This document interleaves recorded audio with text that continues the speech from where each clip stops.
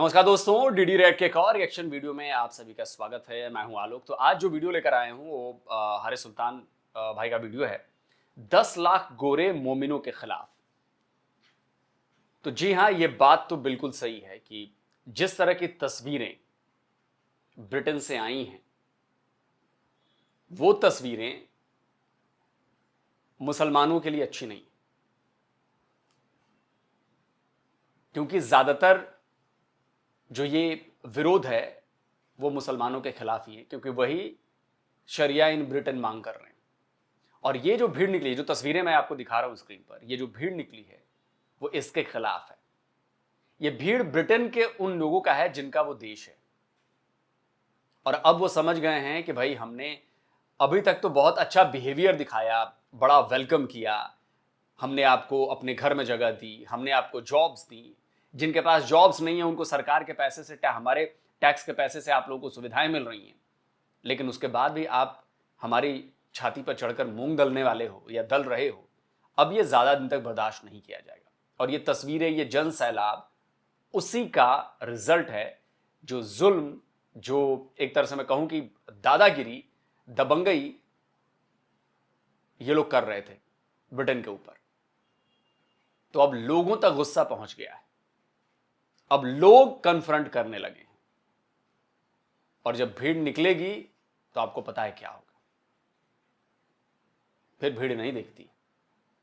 और ये भीड़ क्यों निकली है? क्योंकि ज्यादतियों की वजह से निकली है। ये ब्रिटेन में आए बाहर से मुसलमानों की वजह से निकली है।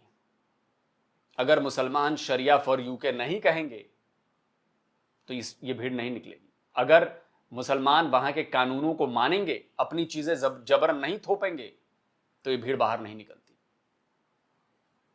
तो इन लोगों ने मजबूर कर दिया है इस भीड़ को बाहर निकलने के लिए। और ये भीड़ अपने देश को बचाने के लिए निकल रही है। और ये भीड़ सिर्फ ब्रिटेन की भीड़ नहीं है, ये भीड़ हर उस जगह अब निकलेगी जहां पर देश के कल्चर को खतरा है, देश के संविधान को खतरा है, देश के रिलीजन पर खतरा है। हर उस यूरोपियन देश में निकलेगी। और हर उस यूरोपियन देश में वही होगा जो अभी ब्रिटेन में होना शुरू हुआ है। तो मुसलमानों के लिए लाइफ मुश्किल होने वाली है, और इसके जिम्मेदार भी वो खुद हैं। चलिए देखते हैं वीडियो में क्या है। अल्लाह अल हक है, वो सच सबके सामने खोल देता है। कितने अरसे से मैं आपको कहता चला आ रहा था कि मोमिनों को बाहर के मुल्कों में बहुत छितर पड़ने वाले हैं। एक एक करके पहले मैं आपको इनके कारनामे दिखाता हूँ और फिर आपको पता चलेगा, क्योंकि अब मैंने देखा है कि पाकिस्तान में भी उनकी टांगें कांपना शुरू हो गई कि यार ये क्या हो गया बाहर के मुल्कों में। अली पाकिस्तानी, ये देखें, ये लंदन है, ये इचरा मजांगे नहीं है, ये लंदन है, ईस्ट लंदन। थर्ड वर्ल्ड के लोगों की हरकतें थर्ड वर्ल्ड की ही रहती हैं। आपको कोई गोरा नहीं नजर आएगा। ये जहां पे जाते हैं गोरे वहां से भाग जाते हैं। ये लंदन है, लंदन। कोई गोरा नहीं नजर आएगा। वो गोरा है क्या है, वो भाग रहा है बेचारा चुपके से डर के मारे। और ये याद रखिएगा, ये वो लोग हैं जो अपने मुल्कों में क्रिश्चियनों के गिरजाघर गिराते हैं, हिंदुओं के मंदिर तोड़ते हैं। बदमाशी, कोई ढकी छुपी बात नहीं है। शरीयत मांगते हैं हर जगह पे। ये देखें, ये जर्मनी है, इसे मुसलमान। ये देखो, ये गोरे जर्मनी। आज से 70 साल पहले पूरी दुनिया को आगे लगाया हुआ था जिस मुल्क ने, वहां पे ये जंगली लोग आ गए और इन्होंने वहां पे आके क्या करना शुरू कर दिया। क्योंकि मैं आपको बताता हूँ कि मैं क्यों दिखा रहा हूँ आपको ये वीडियोस। क्योंकि मैंने अब देखा है कि पाकिस्तान के कुछ यूट्यूबर्स हैं, वो कह रहे हैं नहीं हमारे तो मुसलमान वहां पे बड़ा चुपचाप दब दबा के रहते हैं, हमें तो कोई शरीयत नहीं चाहिए। या तो ये झूठे हैं या ये जाहिल है। मेरा ख्याल से जाहिल है, क्योंकि ये उधर जब जाते हैं ना बाहर के मुल्कों में, लंदन वगैरह में भी, तो मुसलमानों के एरियाज में जाते हैं। लेकिन कभी इन्होंने ये नहीं सोचा यार ये जो इलफर्ट का एरिया, ईस्ट लंदन का एरिया, यहाँ पे हमें कोई गोरा नजर नहीं आ रहा था। वहां पे पूरियां हलवे खाबे खा के आ जाते हैं और वहीं पे पाकिस्तानी फैमिलियों के साथ रहते हैं और वहां पे उनको कोई तंग नहीं करता, क्योंकि गोरे तो वहां से जा चुके होते हैं। तो ये समझते सब ठीक है। लेकिन ये क्योंकि मुनाफिक लोग है ना, ये इनको इस चीज का नजर नहीं आता। ये उस वक्त गोरे को थैंक यू नहीं बोलते। असल में वही, क्योंकि लातों के भूत बातों से नहीं मानते। इनको जब तक डंडा नहीं पड़ेगा ना, तब तक ये सीधे नहीं होंगे। अब मैं जब इनको ये वीडियोस जब भी दिखाता था ना, ये बड़े बड़े यूट्यूबरों को, वो आगे से कहते थे यार ये तो एक्सट्रीमिस्ट लोग हैं। वो हिंदू एक्सट्रीमिस्ट क्यों नहीं इस तरह की बात करता? एक्सट्रीमिस्ट हो या ना हो, इनको लाखों मुसलमान सुनते हैं, लाखों। पाकिस्तानी मुसलमान नहीं, वहां के गोरे जो वेस्टर्न मुल्कों में मुसलमान रहते हैं और गोरे भी सुनते हैं। और हम इनको पिछले कोई 3-4 सालों से एक्सपोज कर रहे थे, हकीका चूज, मोहम्मद हिजाब और अली दावे शावे को। देखो ये किस तरह की बातें खुल के करते थे। jihad for the sake of Allah. ये 5 पिलर्स, ये बंगाली ब्रिटेन में रहता है, 5 पिलर्स का प्रोपेगेंडा करता है। देखो खुल के क्या कह रहा है, जिहाद है, हम कब्जा करेंगे और फिर अगर जिंदा रहना तो जिजिया पे करो, You accept Islam, you pay jizya, or it's war. या तो इस्लाम कबूल करो या जजिया पे करो या फिर जंग है। ये पैड़ियां शक्ला वाले खुल के उनके घर के अंदर रह के अगेन फ्रीडम ऑफ स्पीच पे उन्होंने इनको आजादी दी हुई थी। क्या तुम्हारे मुल्क में तो कोई अहमदी का पता चल जाए कि ये अहमदी है, उसने अपने फ्रिज में कुर्बानी का गोश्त रखा हुआ है, तुम उसके पूरे खानदान को उड़ा देते हो तुम वहां से, बेशर्मो, बड़ा मजा आएगा। खैर ये माने या ना माने, अभी मैं आपको दिखाता हूँ असल में हुआ क्या है इनके साथ। आपने शायद खबरों में सुना होगा, Anything that is enforced requires force. This is how we can address the question of offensive jihad in Islam without compromising any of our Islamic beliefs. It's either submit or die. Submit करो, जिहाद की बात हो रही है, या तो submit करो या लड़ो हमारे साथ, या तो हार मान लो, हथियार डाल दो, या फिर लड़ो हमारे साथ। तो मैं ये क्या कहता था आपको कि जो इतनी अजीम सिविलाइजेशन है जिसने Newton, Charles Darwin, John Locke, Adam Smith वगैरह हमें दिए, वो इतने आराम से इन जंगली इनकी शक्लें देखो, इनके आगे हथियार डाल देंगे वो आराम से। वो गोरे की शराफत का ये फायदा उठा रहे थे लिबरल। मैं फिर वही कहूंगा, हथियार कोई इतनी आसानी से नहीं डालता। इसीलिए कहते हैं कि इंसानों की तरह रहो, इंसान के अंदर के जानवर को मत जगाओ, क्योंकि अगर आप ऐसी हरकतें करोगे तो इंसान के अंदर का जानवर जागेगा। जिस दिन वो जाग गया फिर आप उसका मुकाबला नहीं कर सकते। आपको लगता है कि हम भी जानवर हैं, वो भी जानवर, मुकाबला कर लेंगे, नहीं कर पाओगे। इतिहास गवाह रहा है। इतने से ब्रिटेन ने कैसे पूरी दुनिया पर राज किया, कैसे, कभी सोचा है? यहां तो मुसलमान ही राज कर रहे थे ना, मुगल। उनको भी अपने कदमों पे झुका दिया, उनको भी अपने अंडर लेकर आए। क्यों, कैसे? तब जज्बा कहां चला जाता है? तो ट्रुथ ये है, सच्चाई ये है कि सामने वाले के अंदर के जानवर को मत जगाओ, सोया हुआ है सोया रहने दो, पोक मत करो। पोक करोगे तुम्हारी खैर नहीं, फिर वो चाहे कोई भी हो।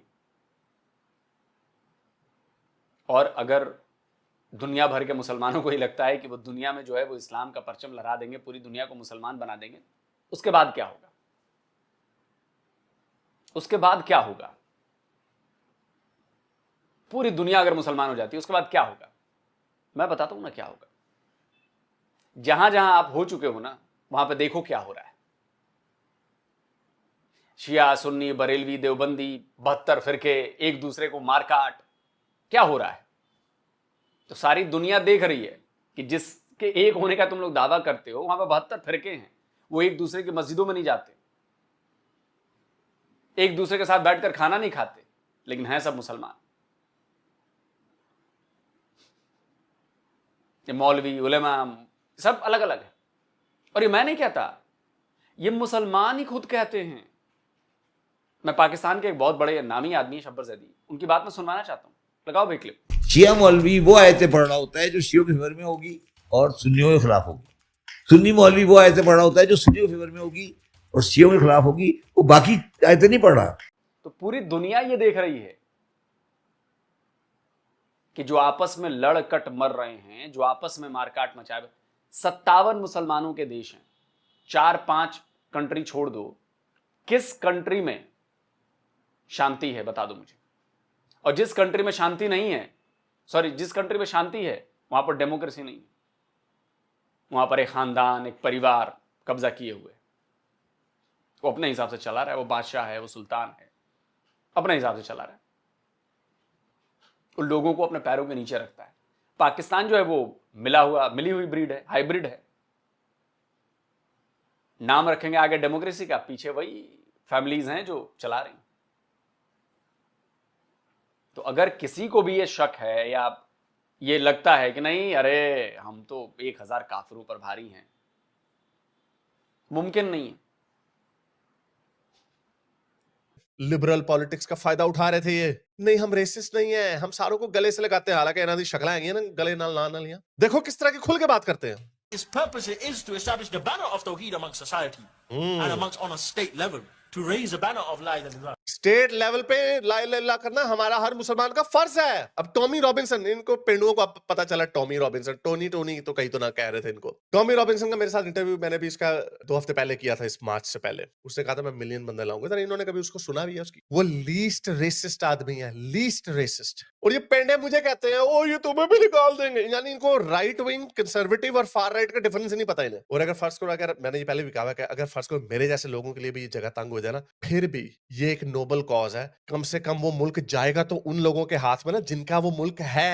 इन भेड़ियों और दरिंदों के हाथ में तो नहीं ना जाना चाहिए जो शरिया फॉर यूके चाहते हैं, जो अपने मुंह से कहते हैं कि हम जिहाद करेंगे। टॉमी रॉबिन्सन को पता था कि वो जमीन पे क्या हो रहा, तो उसका नतीजा क्या निकला ये देखें कितने लोग निकले। ये मिलियन, मेरे हिसाब से मिलियन। टॉमी रॉबिन्सन कह रहा है कि 3 मिलियन यानी 30 लाख, मेरे हिसाब से ये 1 मिलियन लोग हैं। ये पूरा एरिया बहुत बड़ा एरिया, ये पूरा जाता है आगे तक और फिर उसके आगे ये वेस्टमिंस्टर ब्रिज से ऊपर गुजर के फिर राइट पे मुड़ते हैं, वहां पे व्हाइट चैपल तक जाता है, पूरा एल बनता है। ये बहुत लंबा बहुत बड़ा एरिया, ये लाखों लोग निकले। और मजे की बात ये अभी भी मुसलमान, वो एक गोरों ने मुहावरा बनाया है, offended by everything ashamed of nothing, यानी इनको गुस्सा हर चीज पे आ जाता है लेकिन शर्म किसी बात पे नहीं आती है। जब भी मैंने आपको वीडियोस दिखाई हैं, ये पिछले 20 सालों से ये हरकतें कर रहे थे। शरिया फॉर यूके, मस्जिदों के अंदर इस तरह की बयानबाजियां। अभी मैं आपको और इनके गैंग्स दिखाता हूं। लूटन, जहां से टॉमी रॉबिन्सन आया ना, लूटन एरिया तकरीबन 1 घंटा आगे लंदन से बाहर, सारा एरिया मुसलमानों के अंदर। वहां से सिर्फ लूटन टाउन से कोई 100 के करीब लोग दाइश में लड़ने गए, यानी वो इतना रेडिकलाइज एरिया था। टॉमी रॉबिन्सन वहीं पे उस वक्त जवान हो रहा था। वो कहता मैंने देखा वहां पे कि गोरी बच्चियों के साथ ये पाकिस्तानी गैंग्स जिनसी ज्यादतियां करते, उनको शराबे पिलाते हैं। 13-14 साल के तो बच्चे होते हैं, उनको शराबों पे ड्रगों पे लगा के उनके साथ फिर जिनसी ज्यादतियां करते हैं, इज्तिमाई जिनसी ज्यादतियां। बाप बेटा एक लड़की के साथ लगे हुए, मामू भांजा एक बेटी के साथ लगे हुए। ये बातें उसने आज से 20 साल पहले करनी शुरू की। एक तो उनकी जो मेन स्ट्रीम सोसाइटी थी उन्होंने मानने से इनकार कर दिया। उन्होंने कहा नहीं ये तो हर तरह के लोग इस तरह हर जगह पे होते हैं, अच्छे बुरे लोग हर जगह पे होते हैं। ये आपको याद होगा, ये हमारी आंखों के सामने हुआ। अब 2 महीने पहले केसी बैरोनेस की रिपोर्ट आई है होम ऑफिस की। उसने पहली दफा माना कि टेलफर्ड, रॉदरम, रॉचडेल ओवरवेलमिंग मेजॉरिटी पाकिस्तानियों की है। 2 तरह की बच्चों के साथ जाती होती है। देखो तो सही कितने लोग हैं, ये कितने लोग हैं। अभी भी इसको कह रहे हैं 1.5 लाख। और उधर की भी जो हुकूमत लेफ्ट है ना, हुकूमत लेबर हुकूमत है,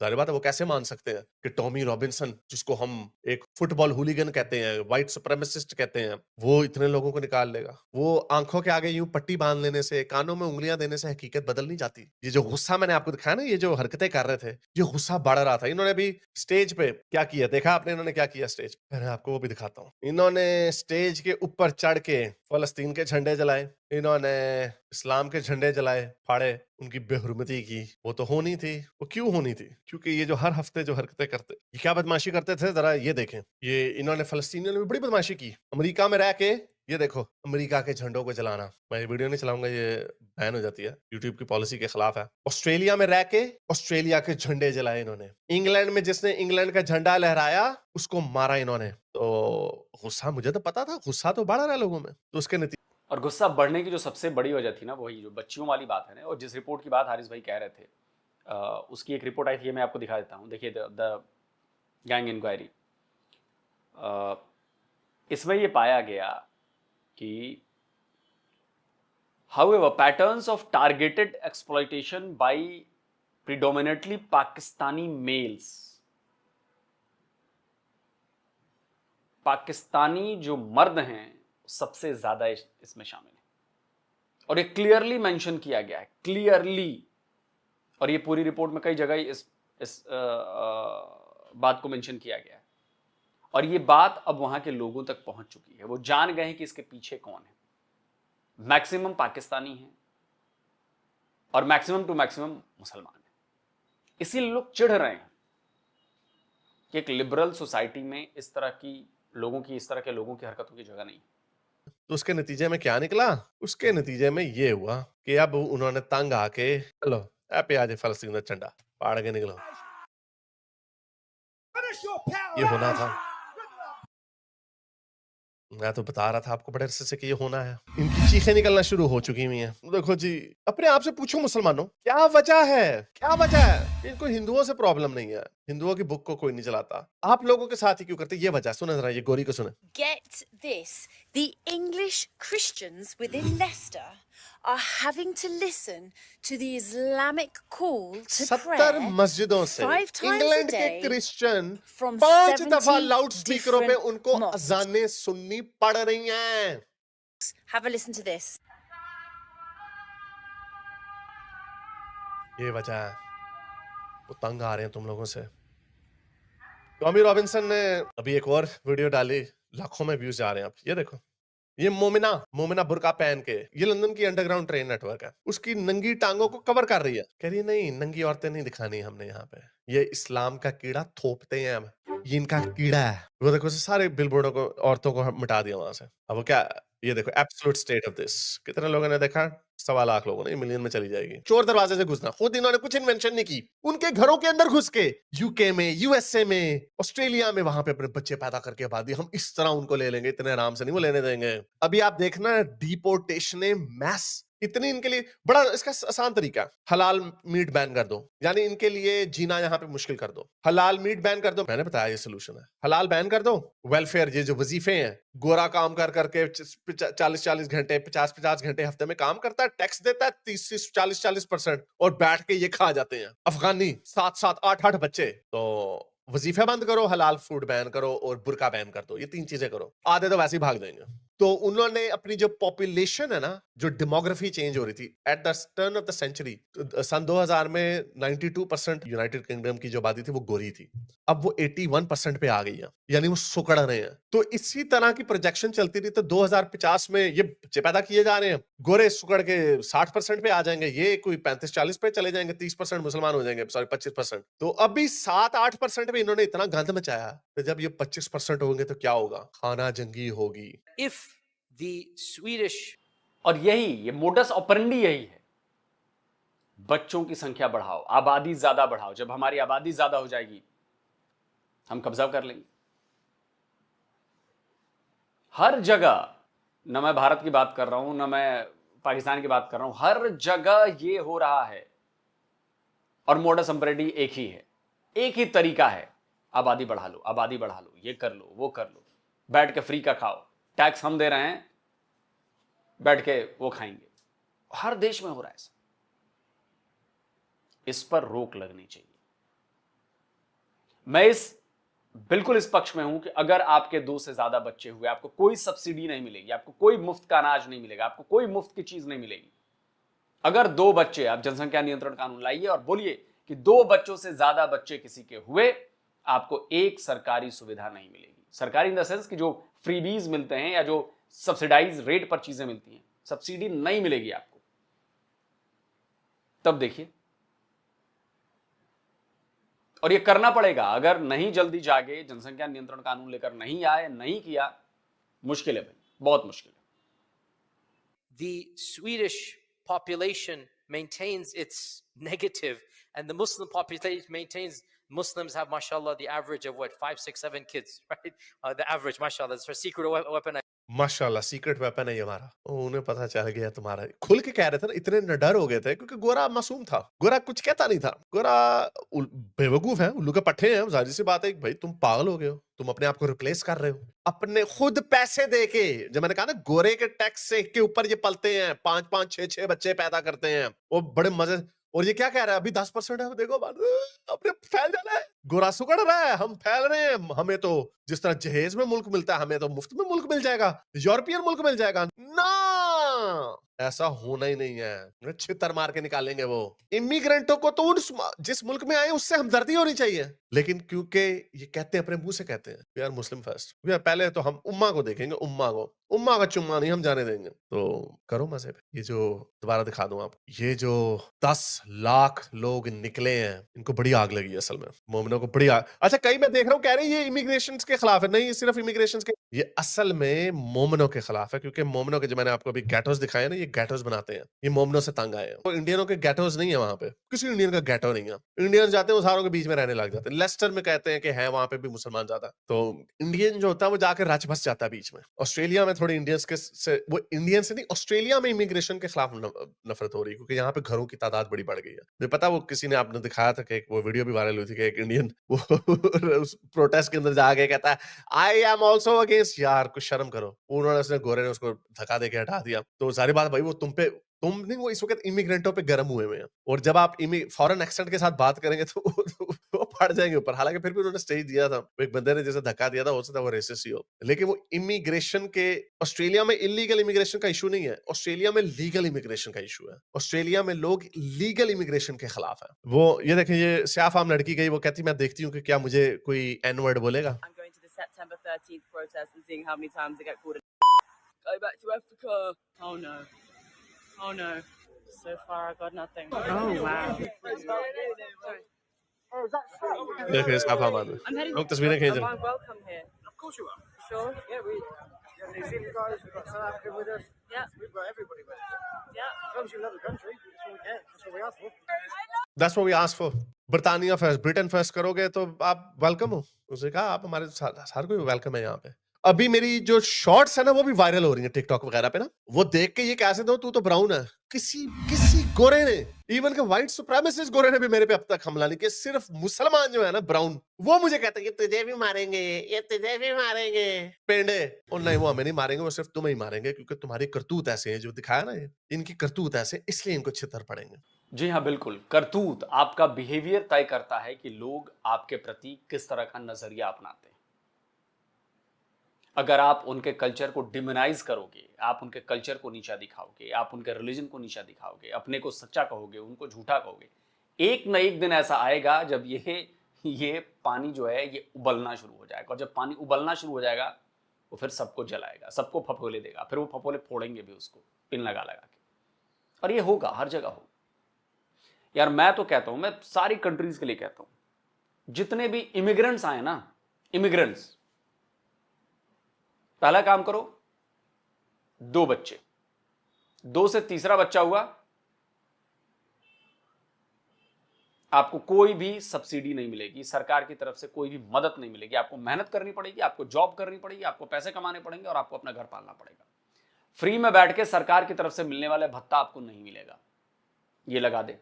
दूसरा करे, आपको वोटिंग राइट्स नहीं मिलेंगे। अगर 2 से ज्यादा बच्चे हुए, वोटिंग राइट्स खत्म करो। इमिग्रेंट्स की बात कर रहा हूं,